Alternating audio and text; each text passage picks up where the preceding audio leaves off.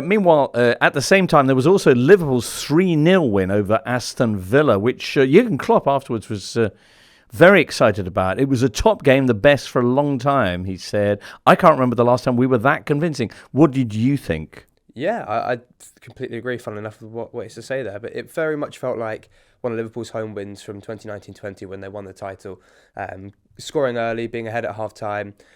Mo Salah scoring in front of the Kop, scoring set-piece goals because often teams will sit back against them. And their pressing was fantastic. It's a sort of press that we haven't seen or be as effective from Liverpool in a long time. They had a really energetic front three in Luis Diaz, Darwin Núñez led the line and Mo Salah. And inside 2 minutes, they had a really smart press where Salah was effectively... he was quite narrow, but he was arcing his run, so he was stopping the pass from Pau Torres, the left centre-back, into Luca Dean, and Pau Torres just didn't know how to respond to it. Kept panicking, kept getting caught on the ball. It led to the corner inside 2 minutes, which Dominik Szoboszlai rifled a shot in for the first goal, and it just kept happening throughout the match. I think Pau Torres completed one pass to Luca Dean in the whole match, which is obviously not very many. And yeah, Liverpool had the game out of sight sort of by 55 minutes. Wow. A guy drinking asking, Rafa, did you think that Dominik Szoboszlai would settle into the Premier League this quickly? No, I did not, especially not in a slightly different formation, different position, I should say, because he mostly played as a second striker or as a wide number 10 in that Leipzig system. But to be in a three midfield and really with the energy that he's showing going up and down, but still having that composure on the ball to do special stuff with it, it's a massive step up for him, and it's happened so quickly under such pressurized circumstances. I'm hugely impressed with him, and it just shows you, I think, once again that maybe as journalists, as much as we'd like to think that we know a lot, we perhaps don't know quite as much as people who look at players on a professional, more professional even basis, and see not just what they can do, but maybe see things that haven't yet happened in terms of what they can achieve if they're in slightly different circumstances and having different responsibilities. It's really been fantastic. Yeah, indeed so. Ryan Gravenberch, Rafa, is he going to figure largely in plans at Anfield? What will he bring?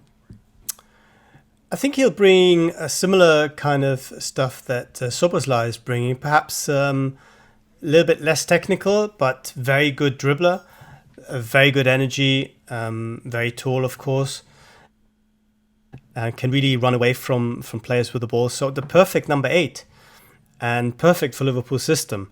One of the reasons why things haven't worked out with Bayern, and Tuchel even talked about this very much on the record on Friday, is that Bayern don't really have a natural space for play like that. They play with a double 6.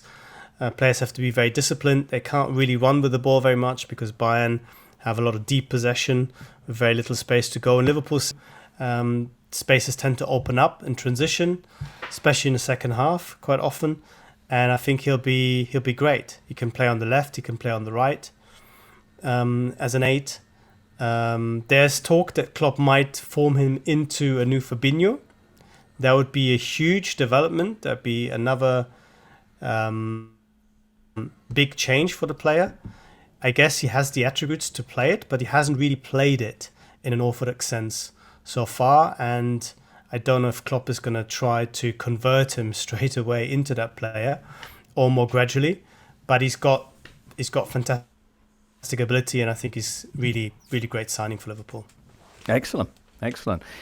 On the transfer front, are we all happy now that the Mo Salah to Saudi has been put to bed? I'm not sure the Saudis are happy when you say we're all happy. I think they'll go again. The Saudi transfer window is still open until the 7th of September. And they will keep asking the question with ever more question marks or zeros before the question marks. And they must be, as much as Dominik Szoboszlai said Salah has told him he's staying and Liverpool haven't heard from Salah that he wants to leave, they must feel reasonably encouraged to be wanting to pursue this a bit further. Even if it's only with the view of making it happen maybe in January or at the very latest next summer. So I don't think we'll be able to put this to bed for quite a while, James, one way or the other. I see. Hello there. If you've enjoyed this video, why not subscribe to this channel?